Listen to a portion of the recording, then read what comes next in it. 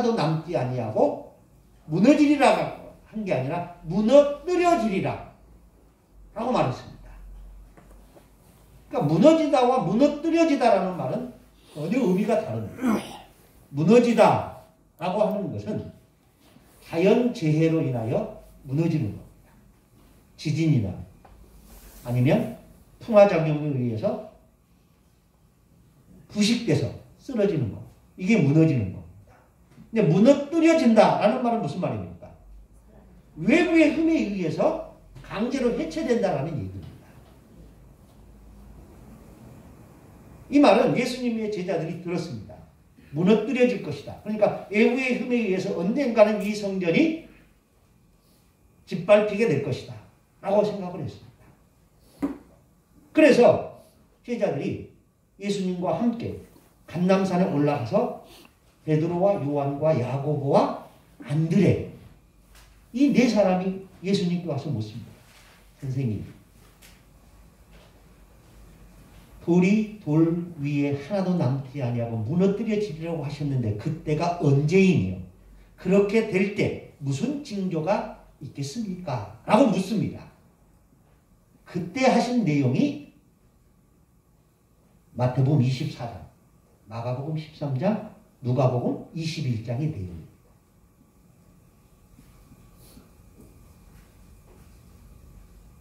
그러면서 예수님은 오리라 라고 말씀하십니다.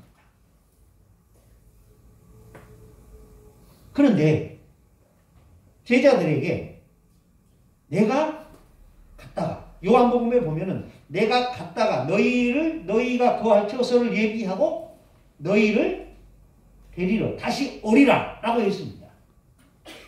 그리고 마태, 마가, 누가에는 찌른 자도 볼 것이요 그렇게 말씀하셨습니다.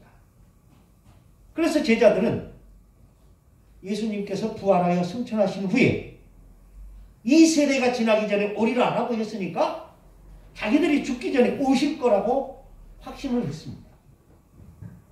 그런데 오시리라고 약속하셨던 예수님의 재림이 자꾸 지연됩니다. 그러는 사이에 베드로도 죽고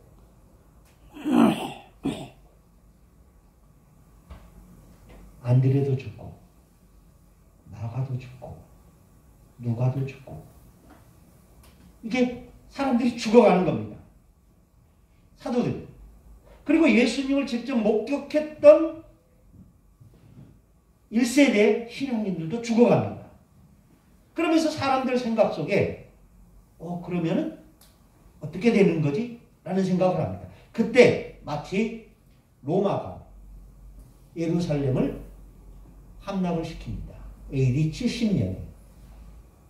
AD 70년이면 언제입니까? 쉽게 생각하면 예수님께서 부활하여 승천하시고 난 후 40년이 지난 해입니다. 그때 로마의 디도 장군에 의해서 예루살렘이 함락이 됩니다. 그리고 예루살렘 성전이 그 말발굽 밑에 처참하게 무너지게 됩니다. 그러면서 사람들은 그렇게 생각했습니다. 이 전쟁이야말로 예수님께서 오실 때가 된 것이 아닌가라고 생각을 했습니다. 그때가 70년입니다. 돌 하나도 돌 위에 남지 않고 무너뜨려지게 되리라. 그리고 이런 것이 있고 난 후에 인자가 오리라 라고 하셨으니까 그렇게 이해를 했습니다. 그러면서 이제 주님이 오시겠구나. 그래서 서쪽 하늘에 붉은 노을이시면 혹시 주님이 오시려는가? 동쪽 하늘에 이상한 구름만 나타나도 오 주여 오시렵니까? 이렇게 기다렸던 겁니다. 그런데 1년이 지나고 2년이 지나고 그래도 예수님이 오실 기미는 보이지 않습니다. 그러면서 사람들 속에 생각 속에 이 신앙이 두 가지로 나누어집니다. 하나는 그 신앙에 더욱 깊이 매진하는 사람이 생깁니다. 예수님의 재림이 늦어지니까 그 재림에 대하여 더 사모하면서 모든 것을 거기에다가 집중해서 신앙에 매진하는 사람이 생깁니다. 그런데 반대로 그럼 예수님이 말씀하셨던 재림은 없는 게 아닌가? 이렇게 우리가 고난당하고 힘들어할 걸 아니까 그분이 우리를 위로하고 격려하기 위해서 하신 말씀이지 실제로 재림은 없는 것은 아닌가 하면서 재림에 대한 불신이 싹트기 시작한 겁니다. 어디에서? 교회 공동체 안에서.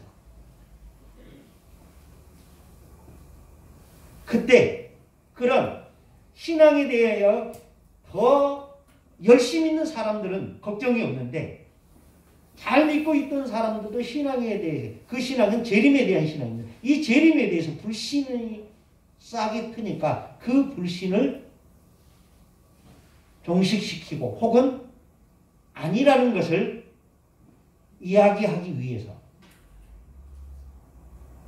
초대교회는 복음서를 정리할 필요성을 느꼈다라는 겁니다. 그래서 마가가 처음으로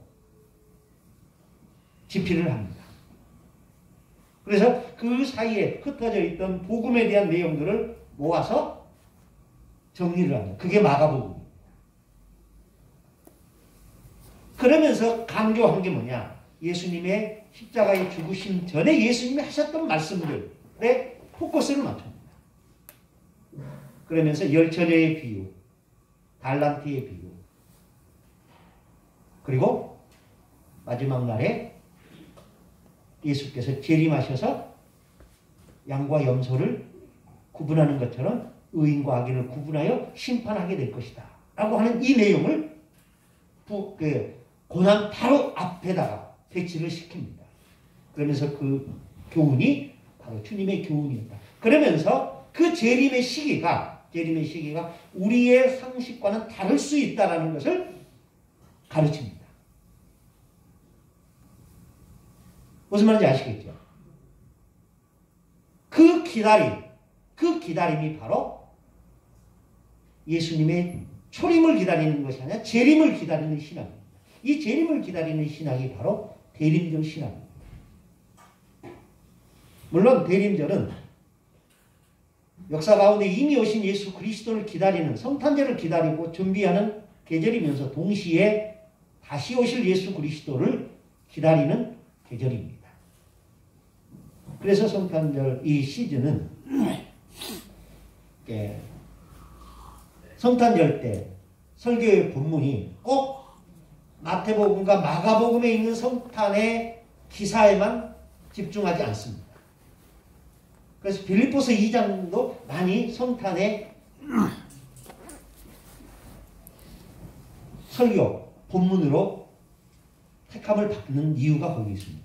빌립보서 2장 5절 너희 안에 이 마음을 품으라 곧 그리스도 예수의 마음이니 그는 근본 하나님의 본체시나 하나님과 동등됨으로 여기지 아니하시고 종의 영체를 가져 이 땅에 오셨다. 이 얘기를 성탄절의 메시지로 전하는 분들이 많이 있습니다. 다시 오실 예수 그리스도를 기다리는 계절, 그것이 바로 대림절입니다. 그래서 대림절은 성탄절만이 아니라 역사의 심판자로 다시 오실 예수 그리스도를 기억하게 하는 거예요. 근데 우리의 성탄절은 어디에 포커스가 맞춰져 있습니까? 역사 가운데 이미 오신 예수 그리스도의 탄생일에만 맞춰져 있습니다. 근데 신앙은 그것을 전제로 합니다. 그렇지만 이 대림절 신앙의 진짜 핵심은 심판의 주로 다시 오실 예수 그리스도를 기다리게 하는 데 있다 하는 겁니다. 여러분도 성탄절을 지금부터 잘 준비하셔서 전에 없는 그런 은혜의 성탄절을 맞이할 수 있기를 바랍니다. 네. 그래서 저희 교회는 성탄절을 이렇게 다른 교회 목사님들 양복해주는 그런 절기로 삼습니다. 그래서 부활절 때 그리고 성탄절 때 돈이 있으면 몇십 분씩 초대해서 해드리겠는데 요즘은 돈이 별로 없어서 두세 분씩 초대해서 합니다. 그래서 대림절 첫 번째 주일 그제였죠. 그제부터 광고를 했습니다. 예, 미리 광고는 추수감사절 때 합니다. 대림절 때부터 성탄절까지 이삭줍기를 하겠습니다. 네, 그 이삭줍기는 동전을 모으자라는 얘기는 아닙니다. 밖에 나갔다가 와서 쓰고 남은 동전을 모으십시오. 이 얘기는 아니에요. 옛날에는 그런 의미였어요. 근데 요즘은 그런 의미에서 조금 더 발전을 시켰습니다. 어떻게 발전시켰느냐면은 커피 2번 마시고 싶을 때 한 번은 마시십시오. 그러나 한 번은 참으십시오. 그리고 그 참은 것을 이삭줍기로 모으십시오. 외식 2번 하고 싶을 때 2번 다 하지 마시고 한 번만 하십시오. 그리고 한 번 참은 걸로 이삭줍기에 참여하십시오. 아이들한테는 과자 2번 먹고 싶을 때 한 번만 먹고 한 번은 이삭줍기로 하십시오. 이게 구체적으로 얘기 안 하면요 몰라요. 우리 교회 식구들은 좀 어리숙해서 그런지 잘 모르더라고요. 그래서 그렇게 꼭 집어서 얘기해 줍니다. 그런데 어떤 사람은 나 선불 낼게요 해서 선불 낸 사람도 있어요. 예, 무슨 선불인데 그랬더니 이삭줍기 선불이에요. 그래가지고 추수감사절 날 미리 그런 얘기를 했더니 지난주에 어떤 사람은 5만 원, 어떤 사람은 5만 원, 어떤 사람은 23만 원 이렇게 가져왔어요. 그러면서 이건 이삭줍기입니다 그러더라고요. 그래서 한 분 양복할 거는 된 것 같고 또 어떤 분은 그런 얘기를 자기는 이게 제가 선물 받은 거거든요. 그 집사님한테.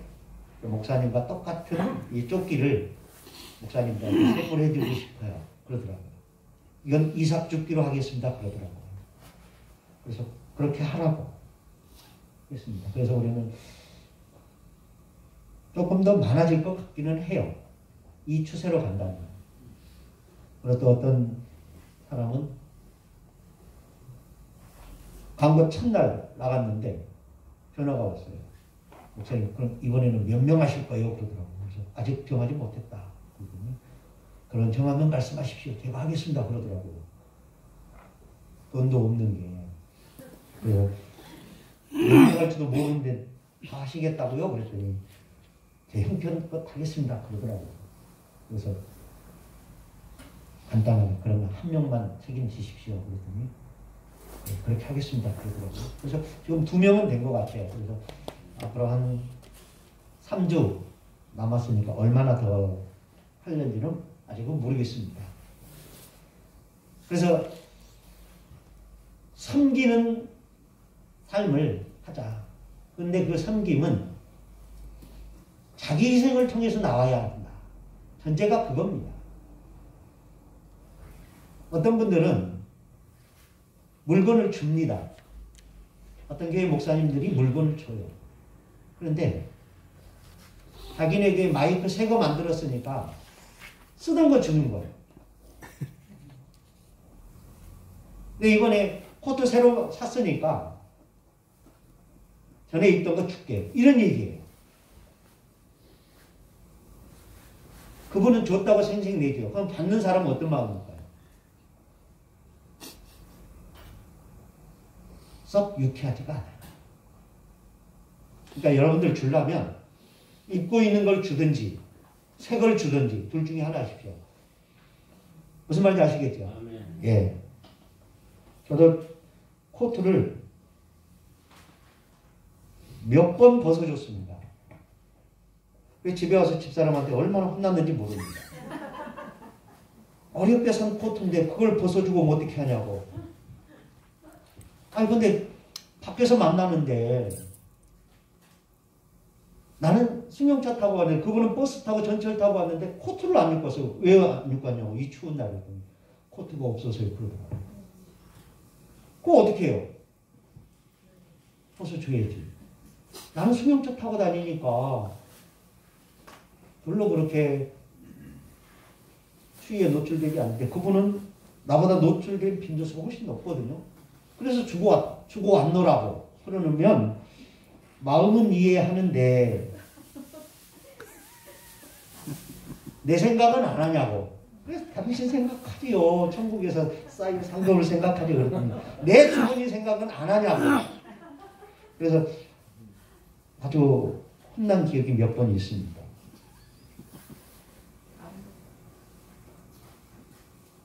그럼 양복을 해드릴 분을 목사님께서 선정을 하시는 겁니까? 네, 우리가 선교하는 교회 가운데 목사님들이 이렇게 합니다. 그리고 선교했던 교회 가운데도 이렇게 합니다.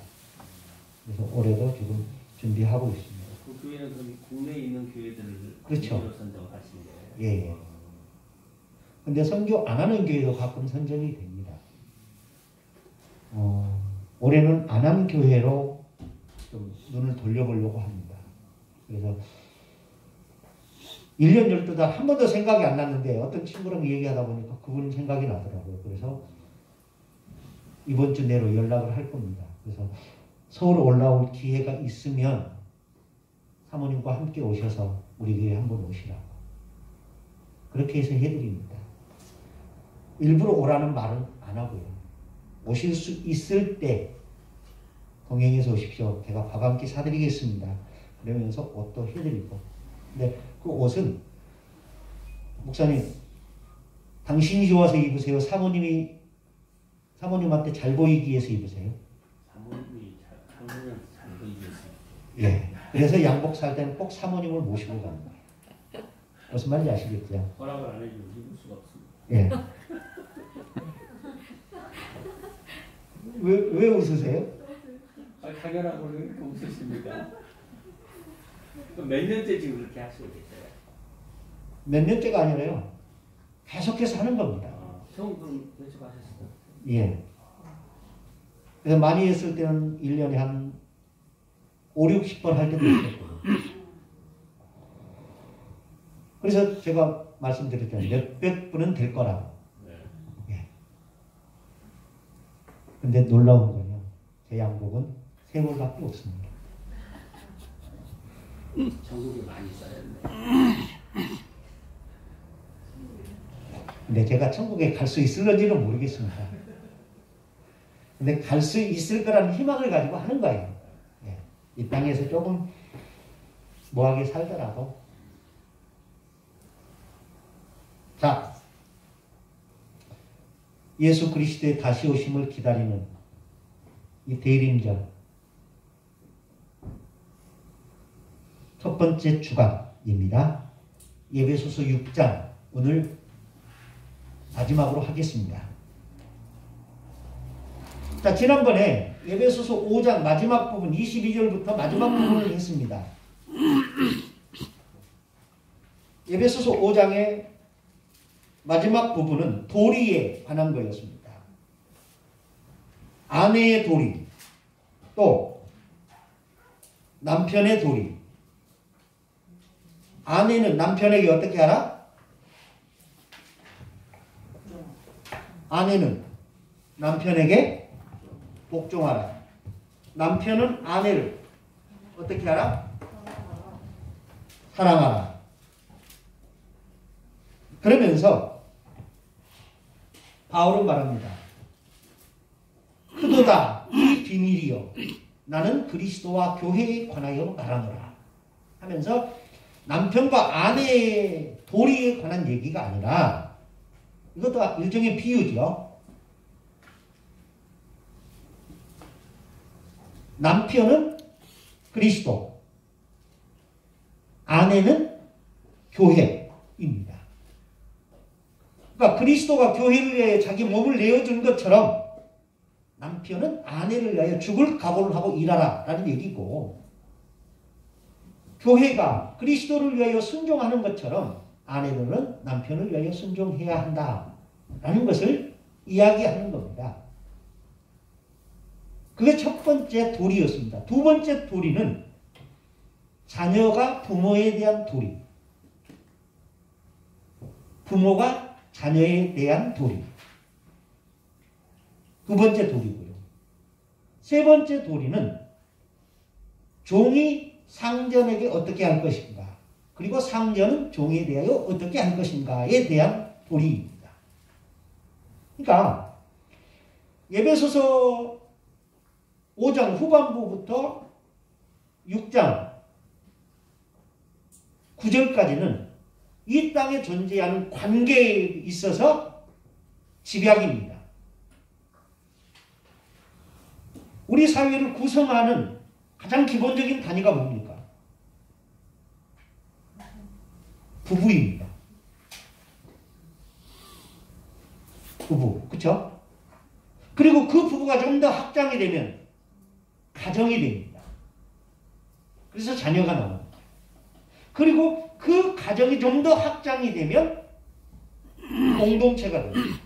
근데 이 공동체는 상전과 종이 있다 하는 겁니다. 그래서 제6장 전사로서의 교회, 그러면서 도리를 이야기하고 있다라는 겁니다. 도리는 사전적 의미는 방법이나 수단 또는 마땅히 해야 할 바를 가르치는 바른 길이라고 되어 있습니다. 바울은 6장을 시작하면서 도리에 대한 이야기를 시작하고 있습니다. 유교의 도덕의 기본이 되는 덕목은 삼강오륜입니다. 삼강오륜은 중국뿐만 아니라 우리나라에서도 오랫동안 우리 사회의 기본적 윤리로 존중되어 왔을 뿐만 아니라 지금도 일상생활에 깊이 뿌리 박혀 있다 해도 지나친 말은 아닙니다. 삼강은 임금과 신하 사이에 마땅히 지켜야 할 도리가 있고, 군의, 신강, 부모와 자녀 사이에 지켜야 할 도리가 있으며, 부의, 자강, 부부 사이에도 지켜야 할 도리가 있다. 부의, 부강. 이 세 가지가 에베소서 5장 22절부터 6장 9절까지 내용이 정확히 일치를 합니다. 그렇죠? 5장 6장 5절부터 9절까지는 임금과 신하의 관계라고 해석해도 지나치지 않습니다. 6장 1절에서 2절은 4절은 부모와 자식 간의 도리, 그리고 5장은 부부 사이의 도리. 그래서 군의 신강, 부의 자강, 부의 부강, 이 세 가지 삼강오륜의 기본에 속한 내용이다라는 겁니다. 여기서 말하는 삼강은 임금과 신하와 부모, 그리고 자녀와 남편과 아내라는 세 가지 인간관계로 한정되어 있다. 그런데 이 세 가지의 관계는 절대적 상호관계로 이루어져 있고, 일방적, 전자에 대한 후자의 종속적 의미가 강조되어 있다. 그렇죠? 신하가 임금에게 도전을 하면 돼요, 안 돼요? 안 되죠. 그럼 반역입니다. 자식이 부모에게 도전하면 돼요, 안 돼요? 그걸 뭐라고 말해요? 폐륜이라고 말해요. 아내가 남편에게 도전하면 돼요, 안 돼요? 안 돼요. 오늘 저녁 밥은 알아서 하십시오.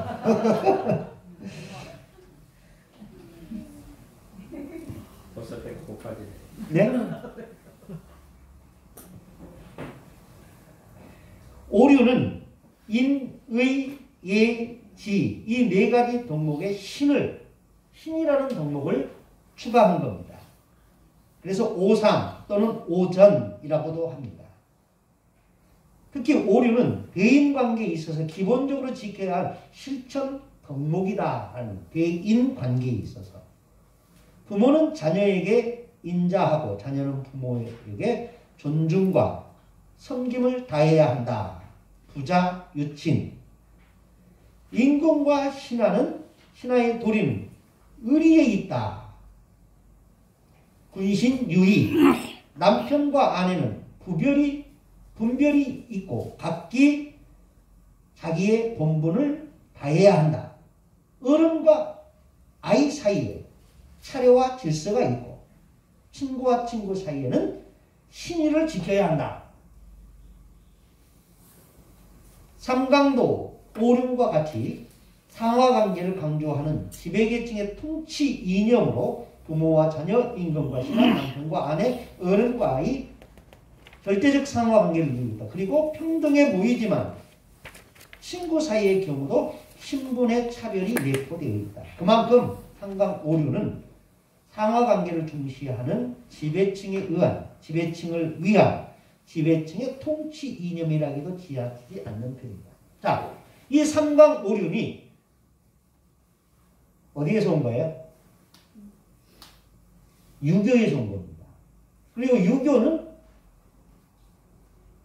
고구려, 신라, 백제, 조선 어느 나라의 통치 이념이었습니까? 조선입니다. 조선. 이성계가 조선을 건국하면서 내건 통치 이념입니다.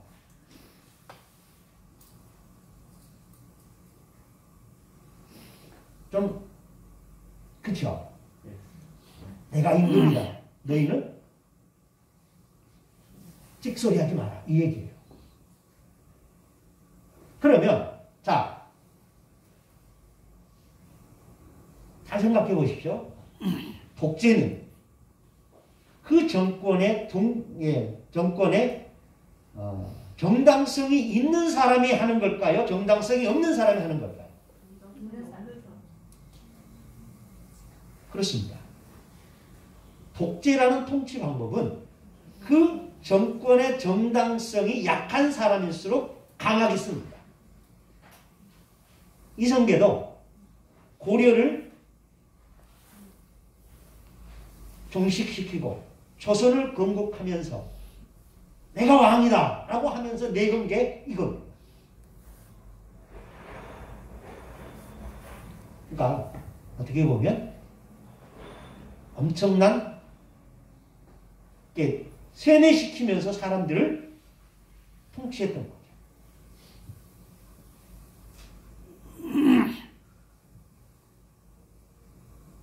그래서 조선시대의 그런 모습들을 보십시오.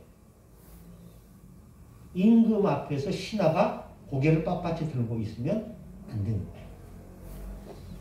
아내가 남편에게 따져도 안 되는 거예요. 그래서 첩을 둬도 안 되는 거예요. 예. 왜 그러냐고 말할 수 없는 시기예요. 조선 전에 고려시대 때도 물론 있었지요. 약했다는 근데 그거를 더 강화시킨 거죠. 근데 그걸 강화시킨 이유가 뭐냐. 보십시오. 임금의 권위만 높여주고 남편의 권위는 높여주지 않으면 그 임금을 떠받치고 있는 남편들이 가만히 있겠어요?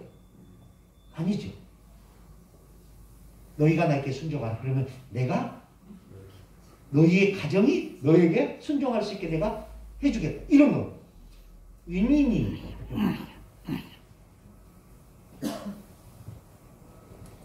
44페이지 마지막 평등과 개인적 인권을 중시하는 21세기를 살아가는 지금도 우리는 삼강오륜 이야기하는 것 자체가 시대착오적인 사고라고 치부할 수도 있지만 그럼에도 불구하고 삼강오륜의 정신은 이 시대에도 필요하다. 왜 그런가?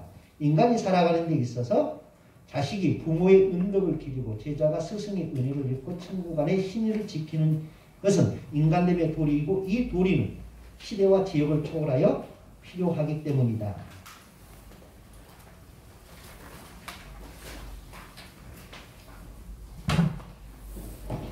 그 내용을 살펴보면 다음 네 가지 도리로 정리할 수 있습니다. 부모에 대한 자녀의 도리.